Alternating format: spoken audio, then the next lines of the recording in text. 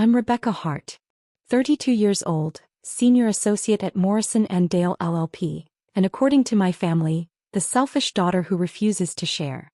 Christmas Eve at my parents' house in Westchester always meant the same thing: forced smiles, passive-aggressive comments about my career, and my younger sister Vanessa being praised for breathing.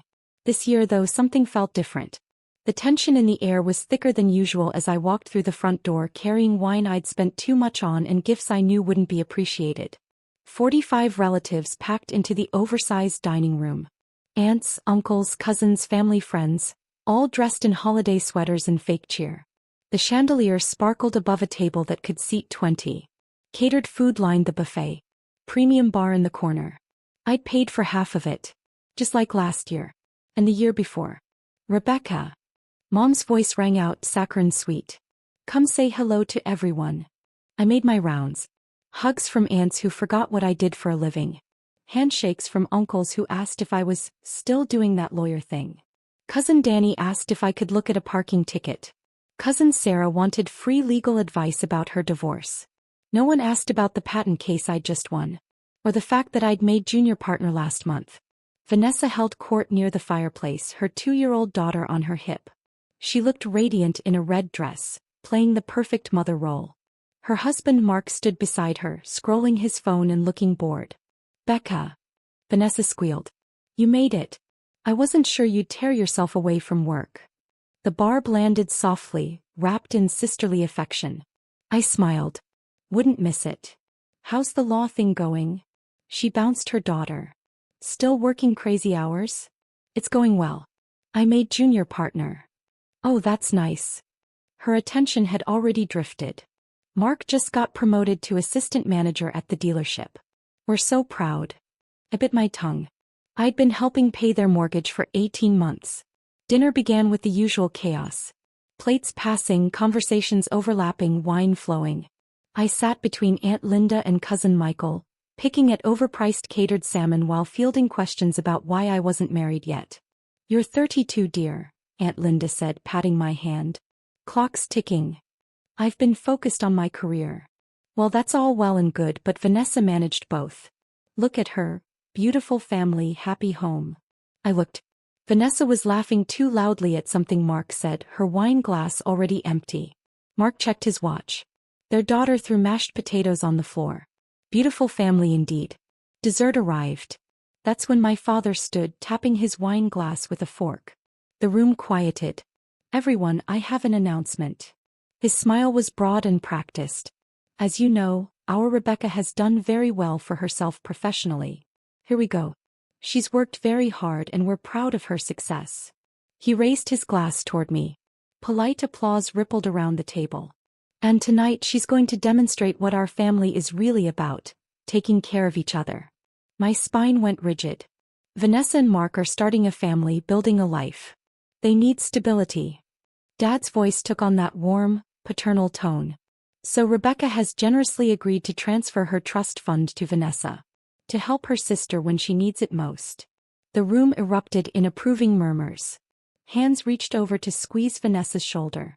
Uncle Tom nodded approvingly. Aunt Linda beamed at me. I sat frozen, my fork suspended over tiramisu. This is what family does, Mom added, standing beside Dad.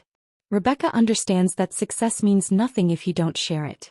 Vanessa needs this for her family. For little Emma's future. More applause. Vanessa dabbed at her eyes, the perfect grateful sister. I found my voice. It came out cold and clear.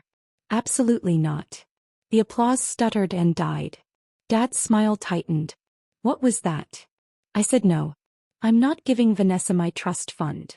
Silence crashed over the table like a wave. Rebecca. Mom's voice dropped to a warning whisper. Not now. We discussed this. You discussed it. With yourselves. Not with me. Vanessa's tears started immediately. Becca, how can you be so cruel? I'm your sister. And this is my trust fund. That Grandpa Hart left specifically to me. He left it to support family, Dad said, his voice hardening. Vanessa is family. She needs it more than you do. Really? I set down my fork. Tell me, Dad, exactly how much does Vanessa need? They have a mortgage, a child, expenses. A mortgage I've been helping pay for 18 months.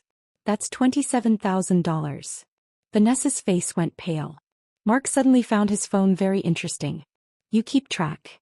Mom looked horrified. Of helping your own sister? My accountant does. For tax purposes.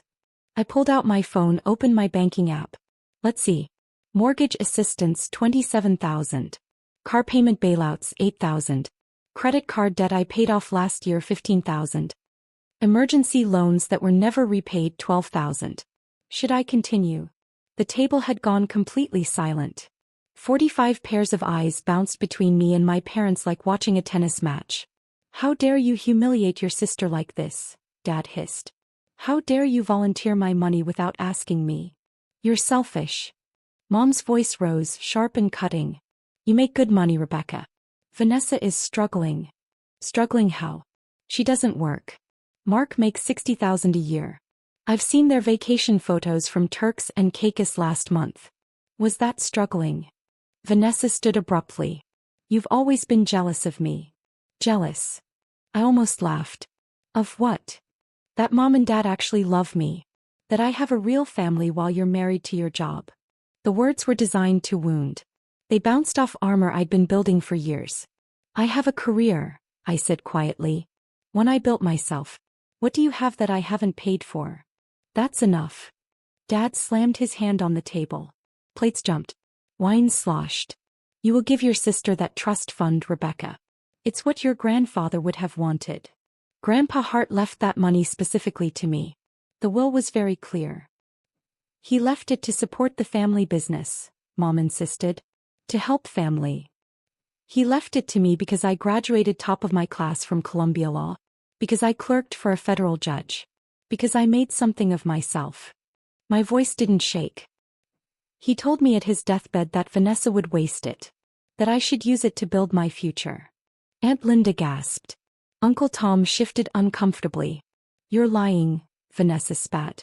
Call his estate attorney. Douglas Morrison. He was there when Grandpa said it. Dad's face went from red to purple. Douglas Morrison? Your boss. Senior partner at my firm. He handled Grandpa's estate. He can verify every word. This is ridiculous, Mom said, her voice shaking. You're being selfish and cruel, and you're doing it on Christmas Eve in front of everyone. You're the ones who announced this in front of 45 people without asking me first. Because we knew you'd say no. Vanessa shrieked. You've always been selfish. Always putting yourself first. I've given you $62,000 in 3 years. My voice rose despite myself. I paid for your wedding. Your honeymoon. Your daughter's nursery. I've paid for your life while you sit at home and spend money you didn't earn. I'm raising a child. So hire a nanny with Mark's salary and get a job like the rest of us. Mom screamed. She screamed. How dare you speak to your sister like that? After everything we've done for you. What have you done for me? The question hung in the air. Specifically. What? Silence. You didn't pay for my college. I had scholarships and student loans. You didn't help with law school. I worked 2 jobs and graduated with debt. You didn't help me study for the bar. You were too busy planning Vanessa's wedding that I paid for. We gave you emotional support, Dad said weakly. You told me law school was a waste. That I should be a paralegal instead. More realistic for a girl, you said. Uncle Tom winced. Several cousins looked away. You've never once asked about my cases. My career. My life. My hands trembled but my voice stayed steady. You introduced me as our daughter who works in law. Never as a junior partner.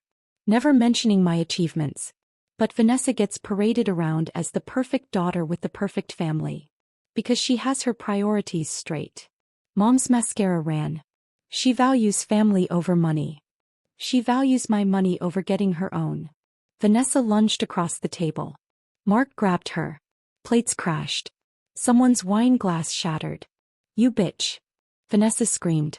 You're just jealous that I'm happy. Are you happy? I looked at Mark, who wouldn't meet my eyes. Or are you comfortable because I fund your lifestyle? That's it. Dad threw his napkin down. You're out of this family. Don't come back until you apologize and give your sister what she deserves. What she deserves or what she wants. Get out. Mom pointed at the door. Get out of our house. I stood slowly, reached into my purse, pulled out my phone. Before I go, let me make one phone call. We don't want to hear any more of your lies, Dad snarled. I dialed anyway. Put it on speaker. It rang twice. Douglas Morrison. The room went dead silent. Doug, it's Rebecca. Sorry to call on Christmas Eve. Rebecca. No problem. What's going on? His warm voice filled the dining room. I'm at my parents' house. They're demanding I transfer Grandpa Hart's trust fund to my sister. I wanted to clarify the terms of the will. Ah. His tone shifted, professional and precise. Of course. The Harrison Hart Trust Fund was left specifically and solely to Rebecca and Hart, with explicit instructions that it not be distributed to other family members. Harrison was very clear about that. Mom's hand flew to her mouth. He specified that the money was to support Rebecca's legal career and future investments. Any attempt to coerce transfer of those funds would violate the trust terms and Harrison's final wishes. Dad sat down heavily. Additionally, Doug continued, Rebecca, I have the documentation here showing you as the new junior partner. Your shares in Morrison Dale are worth approximately $1.2 million based on this year's valuation. Congratulations again. Vanessa made a choking sound. Wait, Cousin Michael said. Shares? You own part of the firm. Junior partner equity stake, Doug explained cheerfully. Rebecca's been with us for 8 years. She's earned it. Youngest junior partner in firm history actually. I didn't know, Mom whispered. How could you? I said quietly. You never asked. Rebecca, Doug's voice turned concerned. Do you need me to come over there? That would be helpful actually. We're at 428 Sycamore Lane. I'll be there in 40 minutes. I'm just finishing dinner in Greenwich. Thank you, Doug. I hung up. The silence was deafening. Shares. Dad's voice came out strangled. You own shares in Morrison Dale? 15% junior partner stake. It vests over 5 years. I earned it by winning the Hendricks patent case last month. $43 million settlement. Aunt Linda's jaw dropped. $43 million? The firm got 30%. My bonus was $600,000. I looked at my parents. But you wouldn't know that because you've never asked about my work. You have $600,000, Vanessa whispered, and you won't help your own sister? I've given you $62,000. How much is enough? Family helps family. Then get a job and help yourself. Mom's sobs filled the room. Dad stared at the table. The relatives watched like this was premium cable drama. I think, Uncle Tom said carefully, maybe we should let you folks talk privately. No. I picked up my coat. Stay. Enjoy the dinner I helped pay for. I'm leaving. Rebecca, please. Mom reached for me. We can discuss this. There's nothing to discuss. You want my money. I'm done giving it. What about family loyalty? Dad demanded. What about it? Where was your loyalty when you told everyone I'd give away my trust fund without asking me? Where was it when you skipped my law school graduation for Vanessa's birthday party? Where was it every time you diminished my career while praising her for doing nothing? Silence. The doorbell rang. 40 minutes exactly. Douglas Morrison stood on the porch in a cashmere coat, briefcase in hand. Doug, I said. Come in. Meet my family. He walked in, every inch the senior partner. Silver hair, expensive suit, commanding presence. He'd argued before the Supreme Court twice. Mr. and Mrs. Hart. He nodded politely. I'm Douglas Morrison, senior partner at Morrison Dale. I handled Harrison Hart's estate. You didn't need to come, Mom said weakly. Rebecca called. I came. He opened his briefcase, pulled out documents. This is Harrison Hart's will. His trust specifications. And Rebecca's partnership agreement. He laid them on the table like evidence exhibits. Harrison left the trust fund solely to Rebecca with explicit instructions preventing family transfer. It's ironclad. Any attempt to coerce her would be grounds for legal action. Dad went pale. Chilly pale. Furthermore, Rebecca's partnership shares are her property, earned through exceptional legal work. They cannot be transferred, sold, or given away without unanimous partner approval. We didn't know about the shares, Mom whispered. Perhaps you should have asked about your daughter's career. Doug's tone was kind but pointed. She's remarkable. We're lucky to have her. He turned to me. Rebecca, ready to go? I nodded. Picked up my purse. Wait, Vanessa stood. That's it? You're just leaving. What else is there? We're your family. No. You're people who share my DNA and want my money. There's a difference. I walked to the door. Doug followed. Behind me, Mom's voice cracked. If you leave now, don't come back. I paused. Looked back at 45 relatives watching this family implode. I won't need to, I said softly. I have my career. My firm. My future. What do you have when the money runs out? No one answered. Doug and I walked out into the cold December night. Snow had started falling, soft and clean. Thank you for coming, I said. Always. Family treating you poorly? They wanted my trust fund. For my sister. Harrison warned me they might try something. Doug unlocked his Mercedes. He was very proud of you, Rebecca. So am I. My phone buzzed. A text from Uncle Tom. We had no idea about any of it. Proud of you, kiddo. Then Cousin Michael. That was badass. Coffee next week. Then Aunt Linda. Your parents were wrong. Merry Christmas, honey. I got into my car and drove away from my parents' house, possibly for the last time. Behind me, Christmas lights twinkled in windows. Ahead, the highway stretched into darkness and freedom. My phone rang. Doug. Rebecca, one more thing. The partners voted. Department head position. You want it? I smiled. I want it. Good. See you Monday. Merry Christmas. Merry Christmas, Doug. I drove toward my apartment in the city, leaving behind the family that loved what I could give them but never who I was. For the first time in 32 years I felt free. And it felt like the best Christmas gift I'd ever received.